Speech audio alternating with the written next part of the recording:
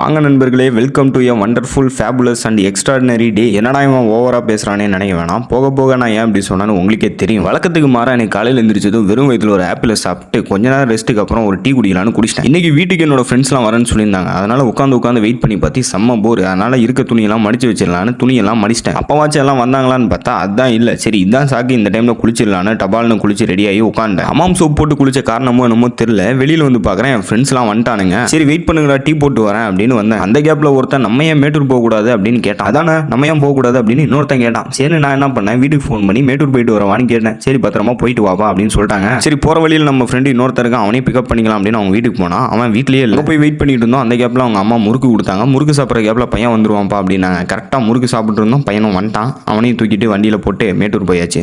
Sorry மேட்டூருக்கு இன்னும் போல, ஆனால் மேட்டூருக்கு கிளம்பியாச்சு. அப்புறம் எல்லாரும் கார்ல ஏறி ஊர்ல இருக்க நாயெல்லாம் பேசிட்டு ஜாலியாக சிரிச்சுக்கிட்டே போயிட்டு இருந்தோம். போற வழியில் ஒரு பியூட்டிஃபுல்லான ஸ்பாட்டு. அந்த இடத்துல காரை நிறுத்திட்டு நான் ஏதோ சந்தோஷமா பேசிருக்கேன், ஆனால் என்ன பேசினேன்னு எனக்கே ஞாபகம் இல்லை நண்பர்களே. அப்படியே நின்றுட்டு இருக்க கேப்ல எங்கே போகலாம் அப்படின்னு பிளான் போட்டு இருந்தோம். யாருக்குமே எந்த ஐடியாவும் இல்லை, எனக்குமே எந்த ஐடியாவும் இல்லை. சரின்னு தண்ணி இருக்க இடத்துக்கு போகலாம் அப்படின்னு போனோம். அங்கே பார்த்தீங்கன்னா நம்ம அலெக்ஸ் அழகா இருக்க கல் ஒன்று பொறுக்கி ஏதோ பண்ணிக்கிட்டு இருந்தோம். அப்புறம் எல்லாரும் தண்ணியில் கல் தூக்கி போட்டு யாருக்கு அதிகமாக பவுன்ஸ் ஆகுது அப்படின்னு ஒரு போட்டி வச்சாங்க. அதில் நம்ம ChatGPT பாருங்க, அவனோட உருவத்தில் பெருசாக இருக்க கல்லை தூக்கி போட்டான். அது நல்ல வேலை அவன் மண்டையில் உள்ள மரத்தில் அடிச்சு விழுந்துருச்சு. அப்புறம் இருக்கல ரேர் பீஸா சப்பட்டையா ஒரு கல் எடுத்து கொடுத்தேன். அதை வேஸ்ட் பண்ணிடாதா அப்படின்னு அவன்கிட்ட சொல்லி தான் கொடுத்தேன். நல்ல வேலை பையன் 3 பவுன்ஸ் ஆகிற மாதிரி போட்டான். அதனால் அவனுக்கு ஒரு சாக்லேட் ஷவர்.